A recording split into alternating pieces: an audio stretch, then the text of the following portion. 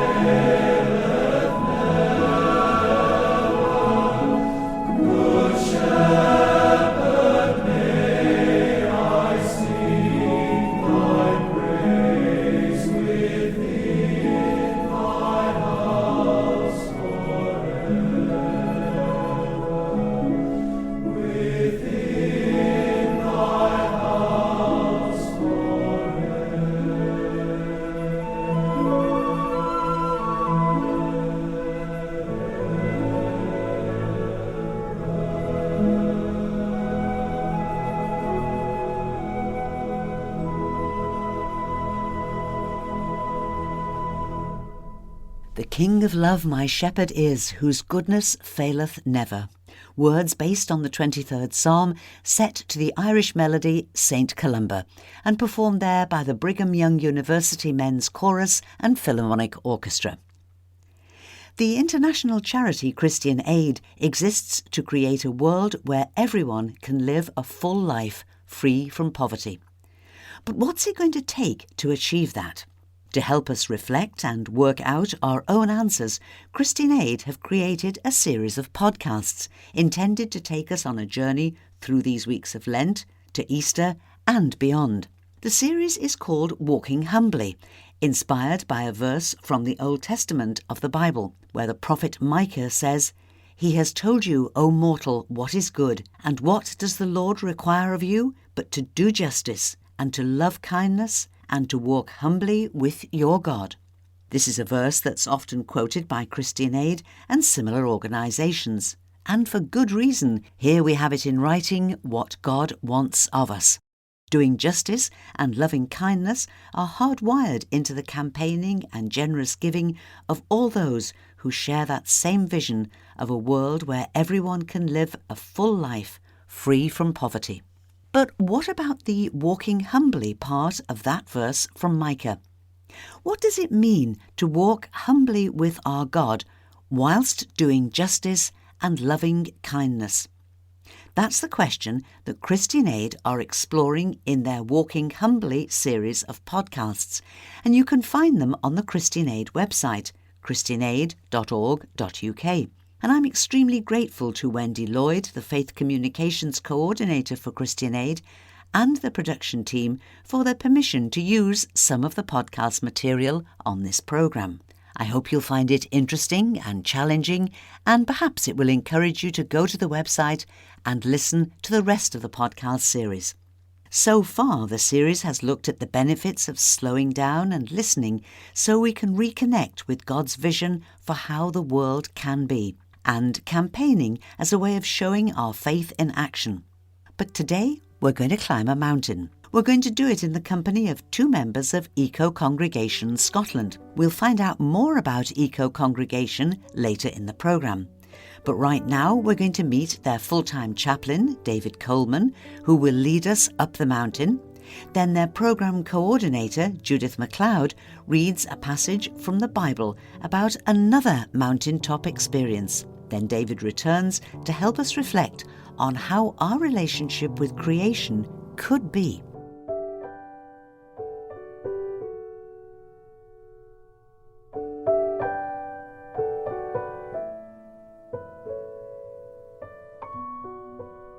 I'm not a mountaineer.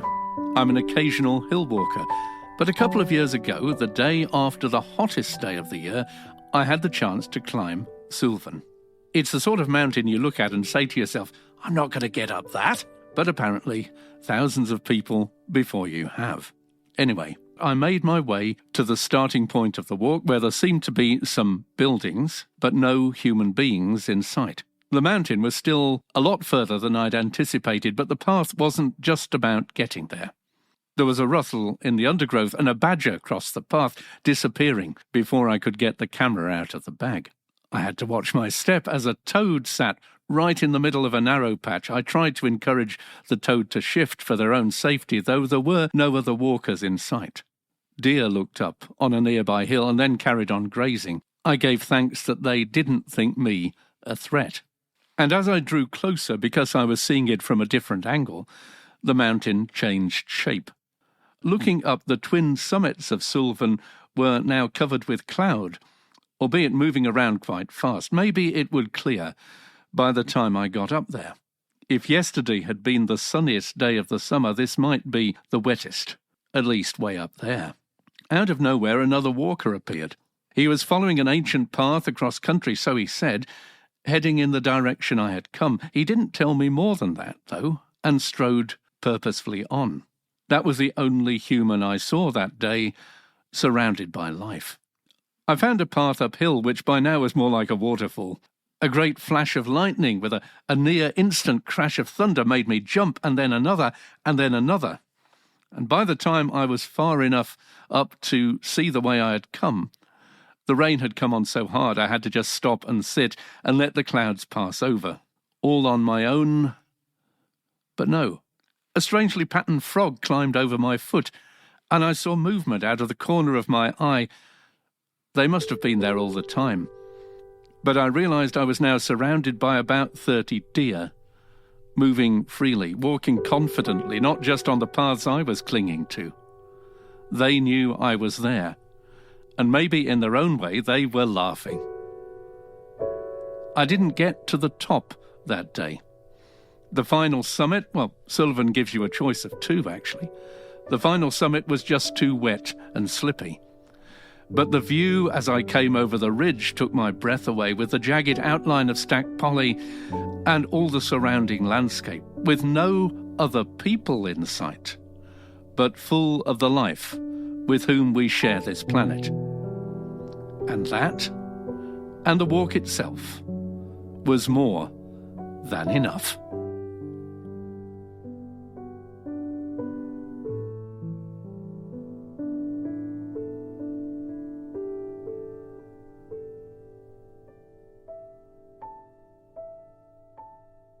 Jesus took with him Peter and John and James, and went up on the mountain to pray. And while he was praying, the appearance of his face changed, and his clothes became dazzling white. Suddenly they saw two men, Moses and Elijah, talking to him. They appeared in glory and were speaking of his departure, which he was about to accomplish at Jerusalem.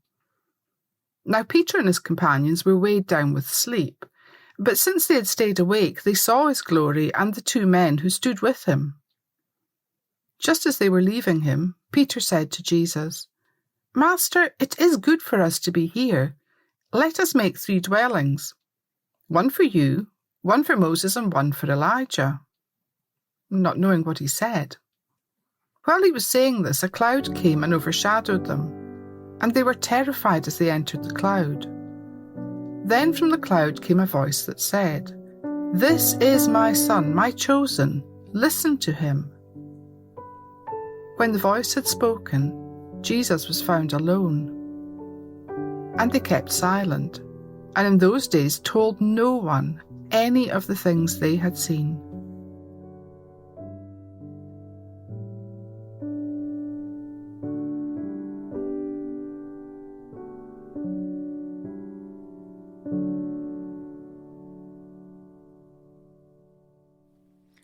Jesus did not neglect opportunities to pray in and with very diverse environments and company.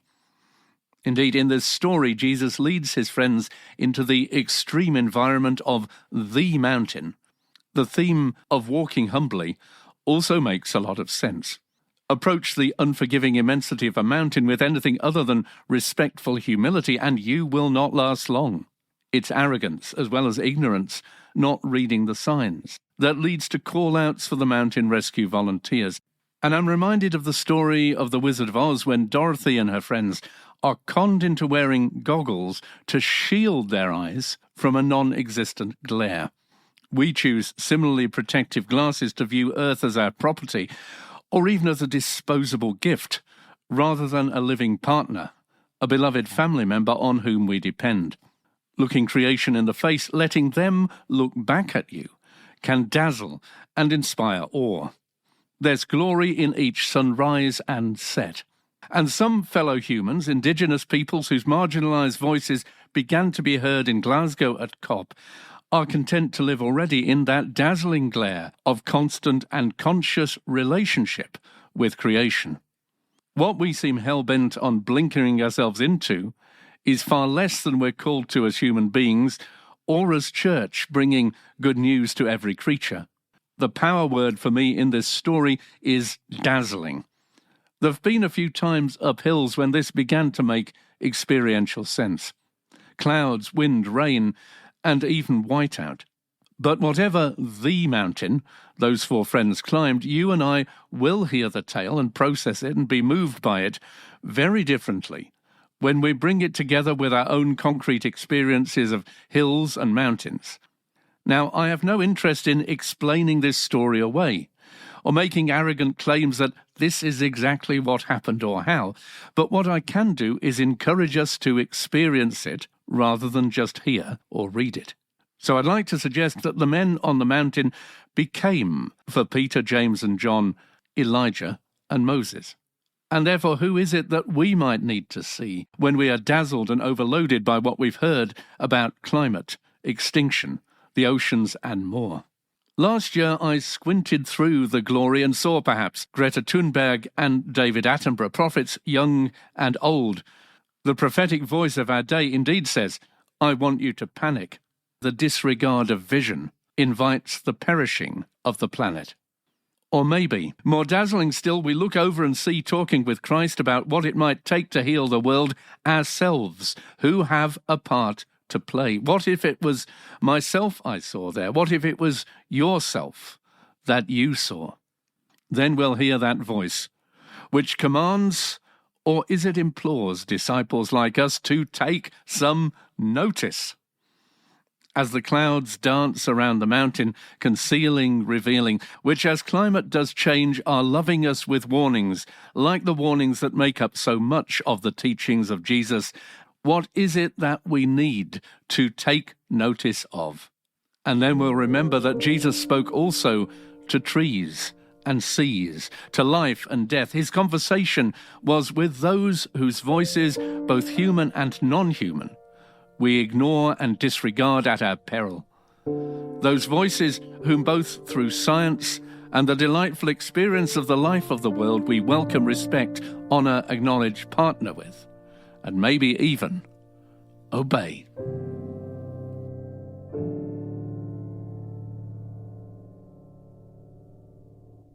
We're going to have a few minutes so you can reflect on the story, the reading and the reflection that you've just heard. I'll offer a few questions just to aid your reflection. Do you have a memorable hill or mountain experience?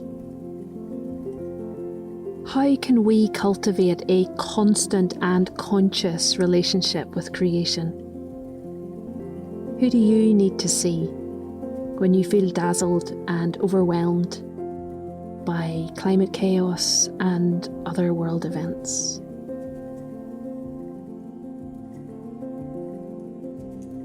Thank you to Wendy Lloyd, the Faith Communications Coordinator for Christian Aid, and David Coleman and Judith MacLeod from Eco Congregation Scotland. And you can find the whole series of Walking Humbly podcasts on the Christian Aid website, christianaid.org.uk. But what is Eco Congregation Scotland? David Coleman is their full-time chaplain and explains. For the last 21 years, and at a time when both our awareness and concern about climate crisis has matured beyond expectation, Eco Congregation Scotland has drawn together and encouraged a great diversity of local Christian gatherings, together with Christian Aid and other charities, denominations and colleges, to reshape our relationship with creation, looking to spiritual resilience, hope and joy, to change what we can change and deal with what we can't. We've seen how environmental engagement deepens faith and enriches fellowship in approaching 600 registered congregations, with an awards scheme and local networks, as well as a really lively online community. We bring about conversation between faith, politics and activism. Action becomes prayer, and the deeply green threads with which Scripture is woven come vibrantly to light. Whatever your tradition, you will find you have something to offer and receive.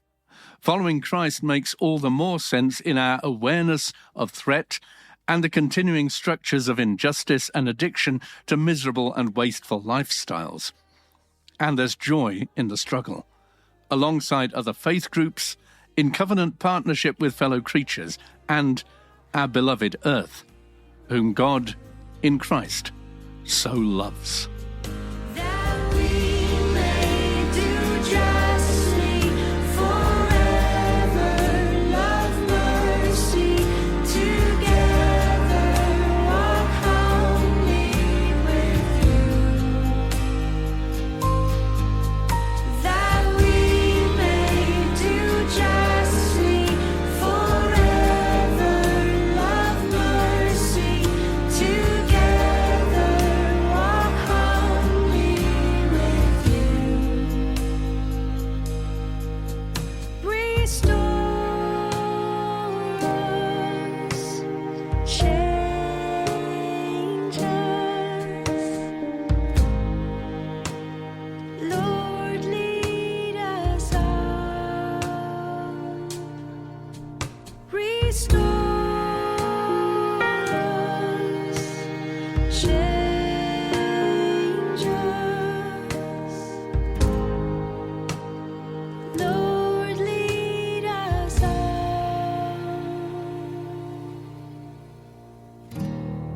Music echoing our theme of Walking Humbly. I hope that by creating this space to listen and reflect together, we might be refreshed and re-energised as we continue our long journey to climate justice. And now it's time to welcome back Ruth Rice, who's joining us each week during Lent with an invitation to do a bit of spring cleaning.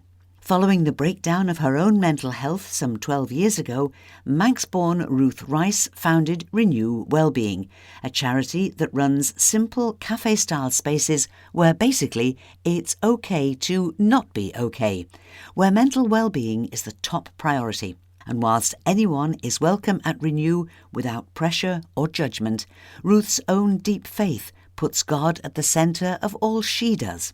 In her latest book, The A to Z of Wellbeing, Ruth uses every letter of the alphabet not to give instructions, but to help us to find our own peace and wholeness. And each week during Lent, Ruth chooses one letter from her alphabet of well-being and offers us some thoughts that we might use to spring clean our own mental health, and perhaps even reach Easter embracing a new life. Today the letter is E for empty. It might seem, again, an odd word for you in my A to Z of well-being to have such a negative word as the word empty. But this is a really important word for me, to know that you don't have to always come full to overflowing. I was always a person before I had a breakdown that thought that that was what being a Christian was supposed to be about, to be overflowing with joy all the time. So when I found my life empty, I found it really difficult. Actually, to empty myself, I think, has been a good practice. Here's a little bit I will read you from the empty chapter of my book, The A to Z of Wellbeing, and it's under the section Learning. So we have the sections Connect, Learn, Get Active, Take Notice, Give for each letter. These are the 5 ways to wellbeing. One habit for this word empty that I practice daily is again with a cup. It does seem that a lot of my wellbeing is drawn from this one basic image, a cup. I think I have a cluttered mind that helps to have a simple practice. It may be simple, but it has depth.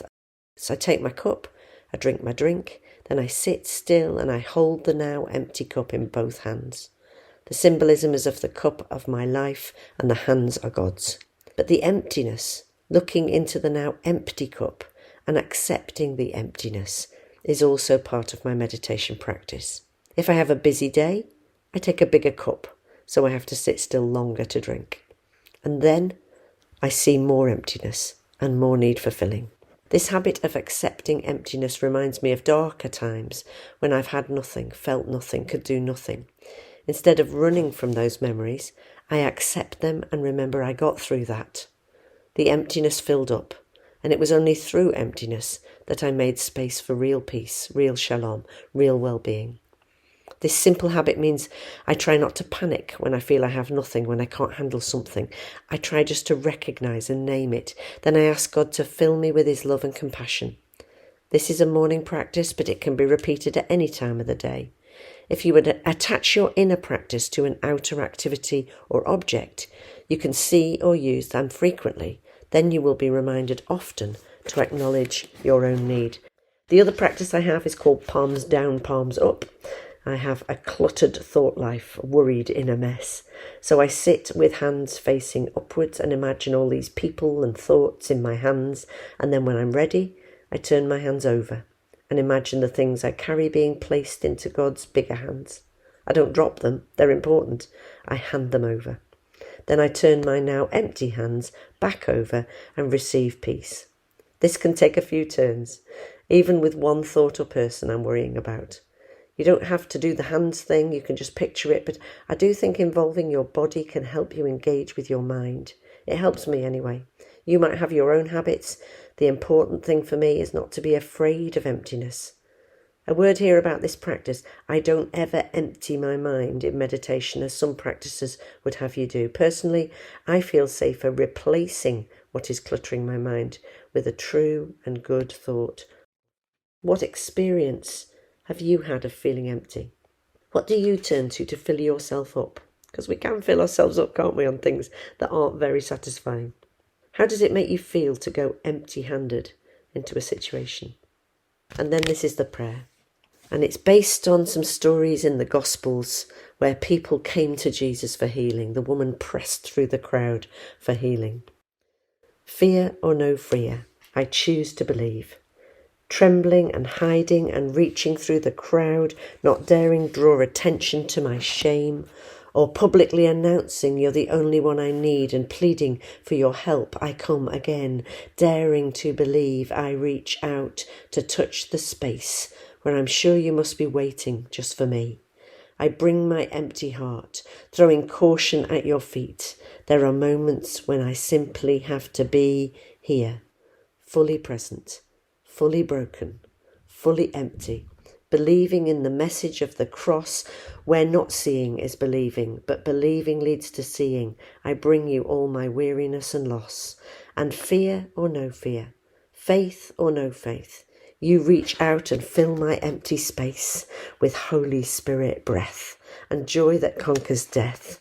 And choosing to believe, I glimpse your face.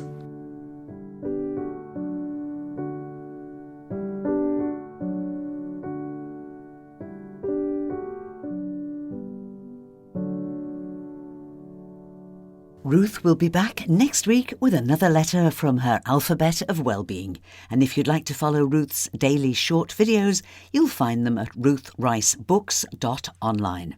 With the outbreak of war in Ukraine and its effects around the world, some of the focus of attention has naturally moved away from the pandemic. But COVID is still very much with us, and on the 23rd of March it will be 2 years since the first lockdown began.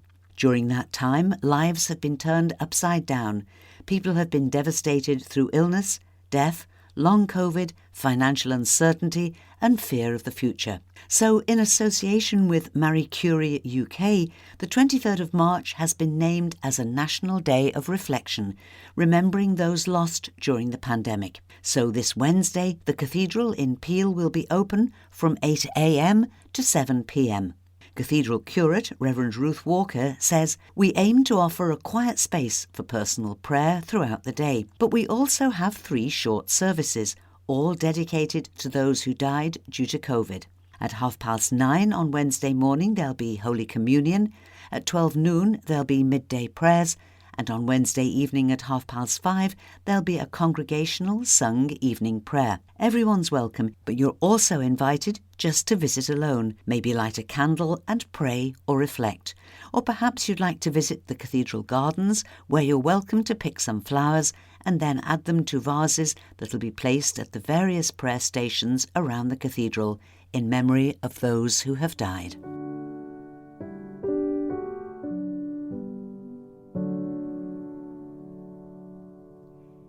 And now let's take a look at the rest of our notice board, and we start unfortunately with news of a cancellation.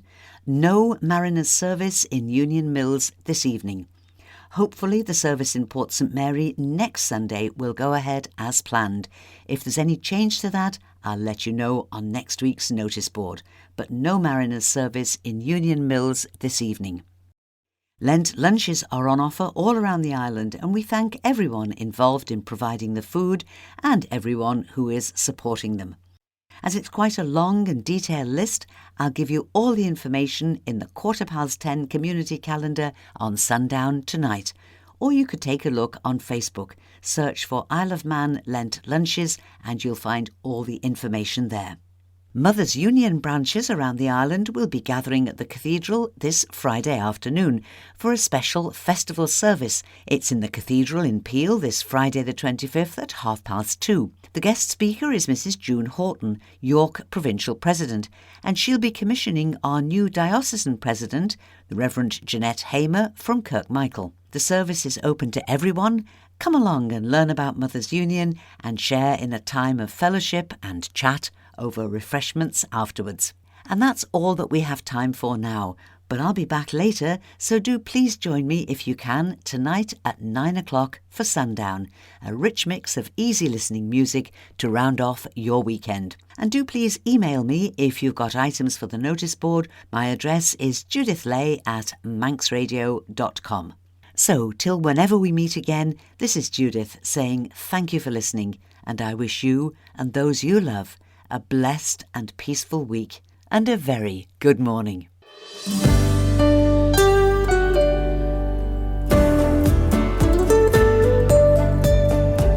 The Nation Station, Manx Radio.